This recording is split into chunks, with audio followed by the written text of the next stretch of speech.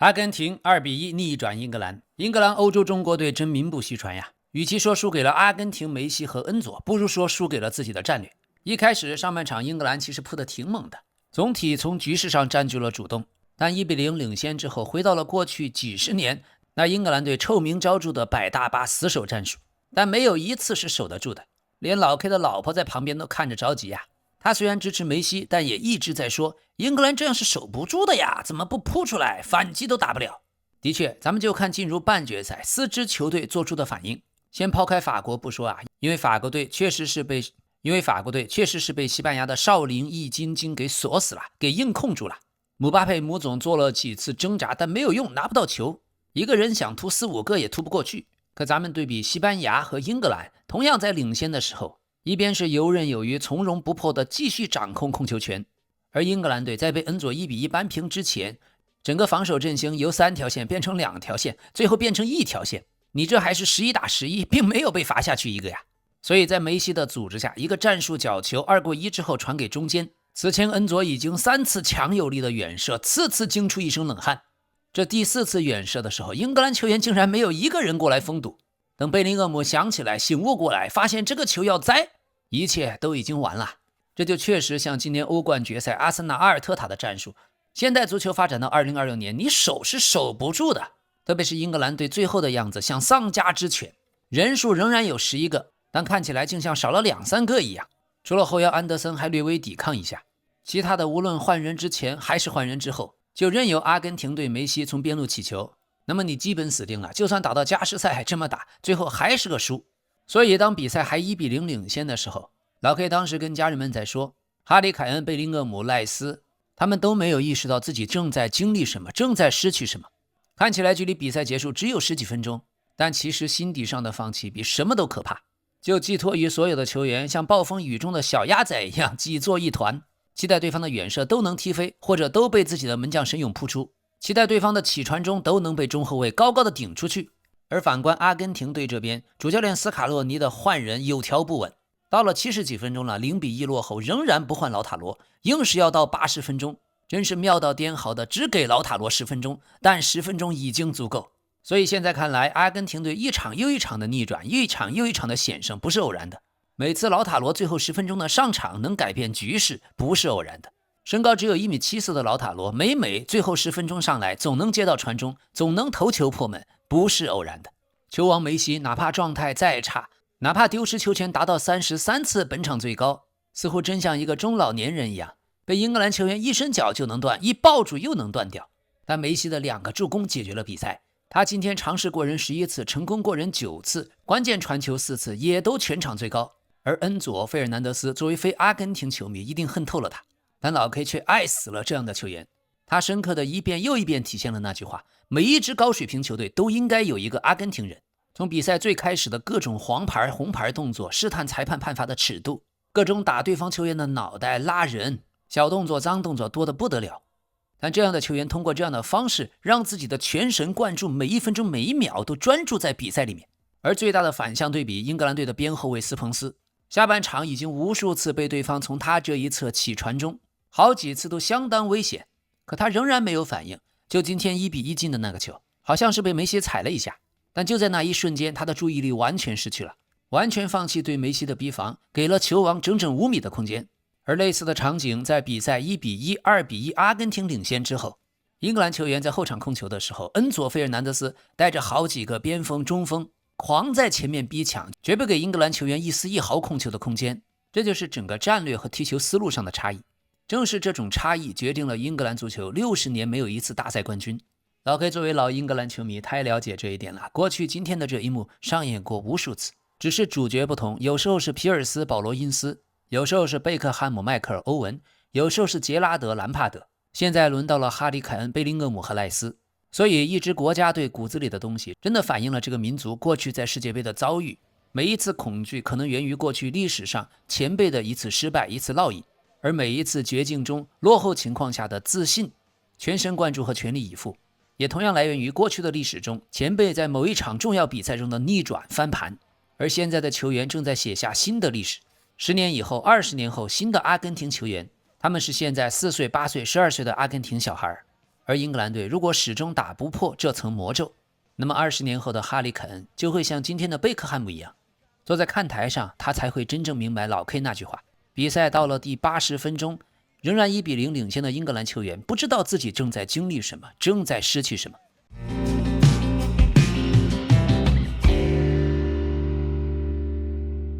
朋友们，这段时间老 K 把过去做过的球员的足球纪录片名字都改一改，大家直接看过去视频的标题，就能看到包括现在阿根廷、西班牙这些球员，好多我们都做过纪录片，已经介绍过他们的过往。所以感谢您的订阅、热推、评论、分享，老 K 非常感谢您的订阅。好，咱们继续。这一幕整整30年前，1996年在英格兰本土举行的欧洲杯，那一届的主题叫足球回家了。半决赛，英格兰对阵统一后的德国，点球决战，前5轮双方全部命中，进入单轮突然死亡。第6轮出场的英格兰队，索斯盖特的点球被科普克扑出，而德国队最后一个出场的7号安德烈亚斯·穆勒一脚爆射轰进球门上角，锁定胜利。罚入制胜的点球后，穆勒跑到温布利看台前，双手叉腰，侧头冷眼看向漫天嘘声的英格兰主场观众，定格了整整10秒，姿态极其傲慢，极其充满挑衅感。这也是在回应那一届欧洲杯中英格兰队对苏格兰的比赛，加斯科因打入制胜进球后，当场做出了双臂弯曲、双手攥拳、鼓起了二头肌秀肌肉的庆祝动作。所以德国队穆勒罚进制胜点球，复刻了这个叉腰对视看台的嘲讽，针对加斯科因经典的秀肌肉庆祝来反向挑衅英格兰。那2场比赛后，所有媒体头版都先后刊登了加斯科因和穆勒肌肉庆祝的嘲讽动作的照片。而且穆勒在下半场的比赛中已经因为情绪上头，当着裁判的面抬手推搡拍打了皮尔斯，已经吃到了那届欧洲杯的第2张黄牌，所以决赛本来就无法上场。于是在打进制胜的点球之后，穆勒那叉腰横眼的姿态直接击碎了全英格兰人期待本土夺冠的幻想。而且更要命的是，6年前的1990年世界杯半决赛，英格兰同样点球输给西德，所以穆勒最后的挑衅相当于我就算打不了决赛，也要亲手送你们出局。这让当时球迷的情绪彻底爆发。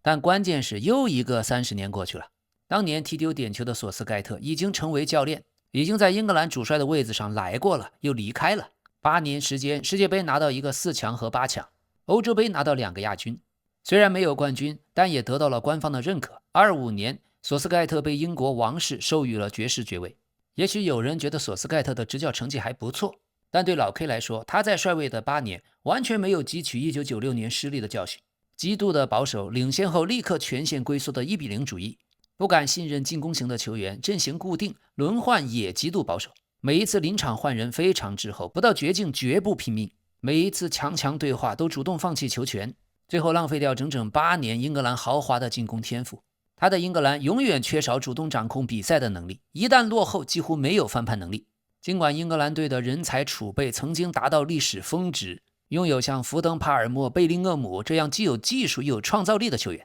但这份保守，这份懦弱，这份永远缺少赢下冠军的勇气刻在了骨子里。老 K 满以为他走了，来了个德国铁血教练图赫尔。可是刚才咱们评价索斯盖特英格兰队那些话，完全可以照着再念一遍，没有丝毫违和感。而今天的场景，拜仁的球迷们和哈里·肯恩太熟悉了，领先1球，70分钟就自动开始使用5后卫，到了80分钟直接使用6后卫。于是在拜仁慕尼黑坑了哈里·肯恩1年，在英格兰队又坑掉了凯恩最后一届世界杯的机会。过去在拜仁摆大巴被皇马逆转的教训还嫌不够吗？同样也是2-1被逆转，总比分4-3被拜仁绝杀。所以我真的要再重复一遍，2026年的现代足球靠守是守不住的，足球不是这么踢的。于是又一次绝境，梅西、恩佐、劳塔罗，人类历史上的最佳球员，再次带领阿根廷人战胜了功利足球，战胜了懦弱胆怯的图赫尔，再次扳平绝杀了领先1球就像摆大巴死死苟住的对手。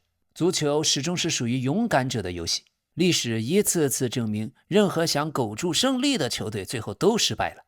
所以英格兰队，你既然让球王梅西就那么随意的在无人逼抢的情况下随意起高球传中，那输了还有什么好抱怨的？这是生生磨掉了自己所有队员的最后一丝锐气。等到1-2落后了，绝境了，还想提起劲儿来再冲一冲，还想提起劲儿来再拼一把，没有了。士气这个东西一旦没有了，就真没有了。他在你80分钟1-0领先的时候，就已经从指缝中像流沙一样溜走，无影无踪。最后的几分钟，英格兰连有效的进攻都已经组织不起来。所以哈里凯恩、贝林厄姆、赖斯，你们真的不知道自己正在经历什么，正在失去什么。所以有时候你觉得这一切真是上帝的安排。阿根廷这一路来真是各种逆转，韧性拉满。淘汰赛一路先是黑马佛得角，然后在争议的情况下逆转埃及，接下来终于踢2个欧洲球队瑞士和英格兰。但先是瑞士的球员脑子短路，然后英格兰的主教练脑子短路。图赫尔非常完美地诠释了什么叫一将无能，累死三军。即使他曾经带领切尔西拿过欧冠，但在老 K 这里基本上盖棺论定了。所以真有些对不起贝林厄姆，我觉得今天的比赛里他算最拼的一个。但从第70分钟开始，贝林厄姆也好，哈里凯恩也好，包括安德森和其他所有的英格兰球员全都不及格的表现。在自己的阵型已经被压缩到纸一样薄，主教练和其他队友精神上都已经放弃的时候，没有一个人能挺身而出站出来喊一喊。英格兰队缺乏一个像扎卡、过去罗伊基恩那样的领袖，所以足球是一个只看结果的运动。贝林厄姆虽然年轻，只有23岁，但代表英格兰在大赛已经出场了22次，超越了名宿鲁尼和杰拉德。尽管打硬仗的表现已经全面超越过去的领袖，尽管凯恩和贝林厄姆都打进了6个球，尽管他们注定都是未来英格兰队史上的传奇巨星，但就像老 K 过去节目里回忆02年德国门将卡恩在失误后输掉了世界杯冠军的时候说的，今天贝林厄姆和所有的队友，他们既然在最后关键的20分钟、15分钟、最后的10分钟选择放弃，选择懦弱，选择龟缩，把命运交给老天爷，选择去相信阿根廷所有的远射和传中都打不进去，那么23岁的贝林厄姆、32岁的哈里凯恩还是太年轻了。你们真的不知道最后10几分钟你们失去的是什么。足球就是这样一种运动，世界杯正因为它4年才有一次，所以它会让你对人生、对拼搏、对比赛最后20分钟、15分钟、10分钟、5分钟的感悟会非常深刻。因为每个人的青春又能有几个4年呢？所以我们真的忘不了2018年梅西和阿根廷在世界杯被淘汰后那落寞的眼神。所以我们也真的幸运能看到梅西在22年夺冠，在26年以39岁的高龄2个助攻带领阿根廷队再次闯入决赛。所以当30几岁前的梅西球踢得那么好，却从来没有拿到过世界杯和美洲杯一次冠军的时候，那才真正的是天将降大任于斯人也，先苦其心志，劳其筋骨。那才真的是像泰戈尔说的，只有经过地狱般的磨练，才能念出创造天堂的力量，只有流过血的手指，才能弹奏出世间的绝唱。贝多芬也曾经说过，卓越的人最大的优点，便是在逆境之中百折不挠。千淘万漉虽辛苦，吹尽狂沙始到金。所有走不完的长路，扛不住的委屈，你只有都走完了，都扛住了，你才明白什么样的付出才能到那登顶的一刻，才能摘下那无可替代的荣光。所以今天的比赛，老 K 最大的感受，阿根廷懂了，梅西懂了，英格兰和英格兰的球员们还不懂。今天在比赛结束以后，场上吃了好几次亏的贝林厄姆被拍到击打了阿根廷替补球员巴伦廷·巴尔科的后脑勺，而现场画面显示，平白无故挨了一巴掌之后，巴尔科显得非常不解，转过头和贝林厄姆开始理论。这是位身高只有1.70米，来自法甲斯特拉斯堡，只有21岁的小将。可这些地方出气，改变不了比赛第85分钟、第92分钟接连被扳平、被逆转的结果，也改变不了在英格兰队如此一场极度保守的比赛，最后贝林厄姆和凯恩在阿根廷禁区内竟然全场0触球，贝林厄姆0次射门，0次关键传球，只有解围4次。而哈里凯恩最近2次在半决赛遭到大逆转，主教练都是图赫尔。赛后他极为遗憾地说，这场比赛绝大部分时间我们踢得都不错，取得1球领先后，我们就只想死守住优势，但在世界杯这种级别的赛场，一味守根本行不通。而英格兰队最该表扬的还是25岁戈登，他今天不仅打进了关键进球，而且72分钟被换下场，最后20多分钟的极度保守跟他没有关系。戈登这个进球，踢球的朋友可以好好琢磨一下他的无球跑位，在队友传中前尽量待在对方后卫的盲侧，而等球传出来的一瞬间没有了越位的风险，就可以从盲侧突然绕到身前。这样的方式过去 C 罗是最擅长，就像克鲁伊夫说的，足球比赛90分钟，每个人拿球的时间加起来只有3分钟，但那87分钟没有球的时候，才决定了你是不是一个世界级球员。戈登今天的破门为英格兰队取得1-0领先，也成为英格兰队史上第4位在世界杯半决赛取得进球的球员。但真的是非常遗憾，图赫尔72分钟将戈登换下，是整场比赛输球的转折点。本来有戈登，有速度，有逼抢，出脚也快，他协防左后卫斯彭斯的防守作用极大。但当戈登一被换下，整个英格兰左路形同虚设。特别斯彭斯，虽然今天在比赛中有一脚关键的铲球解围，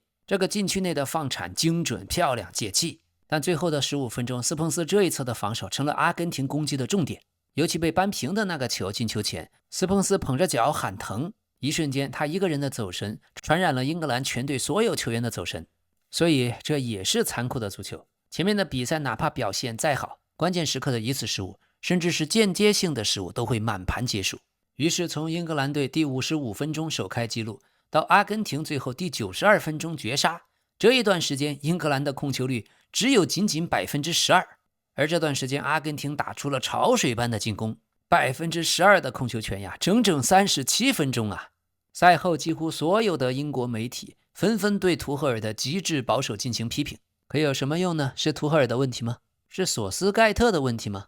是过去60年每一个英格兰主教练的问题吗？赛后图赫尔自己倒是嘴硬，他说进球前我们踢出了本届最好的比赛，当然如果最后结果不好，人们很容易说教练错了。我理解外界会有这些讨论，我必须做出决定，这就是我对比赛的分析，我也承担责任。我不后悔，至少现在我不后悔。我们非常接近胜利，我们也配得上1-0领先。在那之前，我们踢出了比较好的一场比赛，也许在当时的条件下，这就是我们踢的最好的一场。现在还不是全面分析整届赛事的时候，我们出局只是因为输掉了一场关键比赛。所以老 K 和大家都看到了，几年前索斯盖特因为战术保守饱受批评，可现在图赫尔上任，打法却和索斯盖特一模一样。但老 K 认为这都不是最根本的因素。英格兰对比西班牙同样是领先之后的打法，一个面对阿根廷，一个面对法国，这纯粹是两个国家过去50年、60年所坚持的足球哲学最后的结果。如果英超的强队都像巴塞罗那一样，领先后还想进球，或者重要比赛领先1球就不断的倒脚，像西班牙队一样的遛猴遛狗，对手根本抢不到，那么英格兰队的球员们在关键的时刻才会像西班牙球员一样，能够踢出类似的足球，做出类似的反应。可惜不是的，世上只有一个巴塞罗那，而现在英超最强的球队阿森纳在欧冠决赛的表现其实和英格兰如出一辙。所以赖斯虽强，赖斯虽好，但他输掉欧冠决赛并非只是输在最后一步。今天的赖斯在第85分钟才被阿根廷队扳平，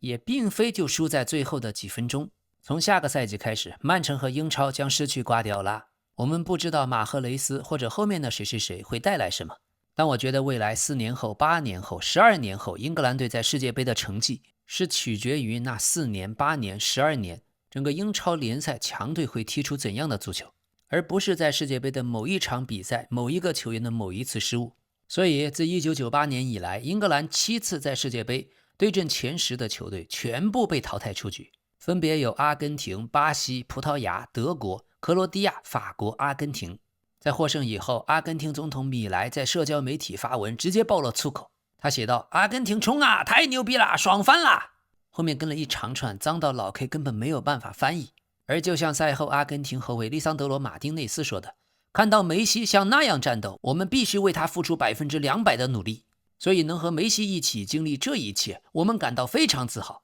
39岁的梅西太像1986年和1990年的马拉多纳了，这一支阿根廷也太像86和90年的那一支阿根廷队。那么最后进入决赛的梅西能否做到世界杯史上从来没有出现过2次捧杯的冠军队长呢？他现在已经成为巴西队卡福之后历史上第2位参加3次世界杯决赛的球员，而且8个进球4个助攻，这样的成绩单世界杯这一届的金球奖肯定没跑，就看最后金靴能不能拿，因为姆巴佩还可以踢一场季军赛。现在姆总跟梅西都还有一场，都是8个进球，而这一场又送出2次助攻。梅西在俱乐部和国家队已经连续13场比赛直接参与进球，这是他职业生涯第2长的纪录。上一次是2011年连续14场参与进球。39岁的梅西追上了24岁的自己，而且他延续了本届世界杯每场比赛都能直接参与进球的纪录，这也是他第2次在世界杯单场就能送出2次助攻。上一次还是8年前1/8决赛，当时梅西对阵法国。另外他也成为世界杯半决赛自2014年的拉姆之后单场2个助攻的首人。决赛中，梅西将对阵巴塞罗那自己的接班人亚马尔。19年前，亚马尔还是个婴儿的时候，就是梅西给他洗澡开了光。这一次世界杯决赛，堂堂正正的澡盆德比。那么决赛中是亚马尔夺取世界杯，完成这一次球王的交接仪式呢？还是梅西像07年的 NBA 总决赛，当年马刺4-0横扫了勒布朗·詹姆斯的骑士？邓肯在拿下了当年总冠军之后，主动拥抱了失落的22岁的勒布朗·詹姆斯，说出了那句传世名言：用不了多久，未来是你的，但今年冠军是我的。今天2-1逆转之后，打入扳平世界波的恩佐将梅西高高的扛在自己肩膀上。这两位阿根廷打入决赛的绝对功臣，想想老 K 之前给恩佐的纪录片里讲的故事，当年小时候的恩佐给梅西写的公开信，现在就要陪着这位大哥哥去冲击第2座世界杯冠军了。那么阿根廷队今天也连续13场世界杯比赛，至少打进2球，刷新了赛事的历史记录。此时此景此刻，让我们想起了佛得角，也是够牛逼的。第一次进世界杯就直接踢了2个参加决赛的球队，西班牙和阿根廷。同样踢了西班牙和阿根廷的还有奥地利队，但奥地利队也都踢了，但也都输了，确实不如佛得角。另外，历史上过去一共有3位切尔西的球员在世界杯对英格兰进球，而这3场比赛英格兰全输了，分别是98年罗马尼亚的佩特莱斯库、2018年比利时的阿扎尔，还有今年阿根廷的恩佐。而英格兰队在自己咯登第55分钟进球之后，最后的比赛一共只尝试过3脚射门，预期进球数只有 0.09， 而这段时间丢了2个球的英格兰门将皮克福德已经做出了3次禁区内的神扑，阻止预期进球 0.61。 皮克福德也真的惨，职业生涯一座像样的奖杯都没拿到。作为英格兰队历史的第3门将，今天已经竭尽全力，而且下半场每对着队友怒吼，要我说这时候只有他像个队长，但已经怎么都叫不醒3喵军团的队友。好的，接下来今天的重磅新闻，法国队罗马诺已经 here we go， 齐达内即将出任法国主帅。为了这一天，齐达内拒绝过多家俱乐部的邀请，这也一直是他梦寐以求的使命。首先，即将进行的世界杯决赛中场休息预计会延长到30分钟，这将超过足球竞赛规则规定的15分钟上限。值得一提是，国际足联此前也曾经无视15分钟半场休息的上限，去年世界俱乐部杯决赛的中场休息就被拉长到了25分钟。而对这一次世界杯决赛，国际足联多次拒绝确认中场休息到底要用多少时间，但转播方已经预计时间大约会达到30分钟。还有2021年南美足联曾经提议将中场休息时间上限延长到25分钟，却被国际足联的理事会否决。这真是只准州官放火，不许百姓点灯啊！好，接下来轻松一下。今天阿根廷中场恩佐的女朋友瓦伦蒂娜在半决赛前表示，由于一家人和英国的关系非常密切，所以本场比赛对他们来说会很特别。瓦伦蒂娜说，因为和英国的关系，我不会让孩子参与阿根廷球迷常唱的那些反英格兰的口号。当大家唱不跳的人就是英国人时，我们不会让儿子跟着跳。孩子会说，英格兰那是我生活的地方。他们还是孩子，是从很天真的角度说这些话。而我自己对英格兰也完全没有敌意，我们也是这样感受的。英格兰是一个给了我们很多的国家，我们在那里有家人。另外还有热刺队新援塞内西的女友凯尔西罗斯鲍尔斯，她也面临到底支持英格兰祖国呢，还是支持阿根廷的男友呢？凯尔西罗斯鲍尔斯是一名英格兰的女足球员，今年夏天刚刚离开伯恩茅斯女足，她已经随阿根廷后卫塞内西全程参与了世界杯，一直为阿根廷队加油助威。另外还有大英过去的帝星格拉利什，他在英格兰的比赛前和女性的朋友在酒吧豪饮，一度是喝得醉眼惺忪啊。酒过数巡，他不仅喝下了多杯烈酒，还大方地买下了一瓶灰焰伏特加。最后桌子上杯盘狼藉，格拉利什双手抱着头，眼神迷离，甚至瘫在椅子上小睡了一会儿。这位著名的派对达人上赛季租借到埃弗顿，只出场了22次，随后脚部受伤，赛季报销。现在还不清楚格拉利什夏天是否还留在曼城，他的合同只剩1年，他很可能在新赛季开始前再次被租借或者出售。还有这一次阿根廷对英格兰的比赛，阿根廷中场球员麦卡里斯特的母亲希尔维娜透露，当阿根廷球迷高唱不跳的人都是英国人的时候，他会抱着孙女坐着不动。麦卡里斯特的妈妈说，我以前对英格兰的印象不太好，觉得那里冷，没有阳光，我心想千万别轮到我们去英格兰，但现在我爱上了这里，英格兰这里的人也很友善、尊重，我们受到了非常好的对待。在英格兰，因为马岛的历史，我们之间有些恩怨。但就像斯卡洛尼说的，这只是一场足球比赛。我的孙女是在英格兰出生的，所以当大家都唱不跳的人是英国人时，我就会抱着她坐着，我不能跟着唱，我不会那样做。好，还有咱们英格兰主教练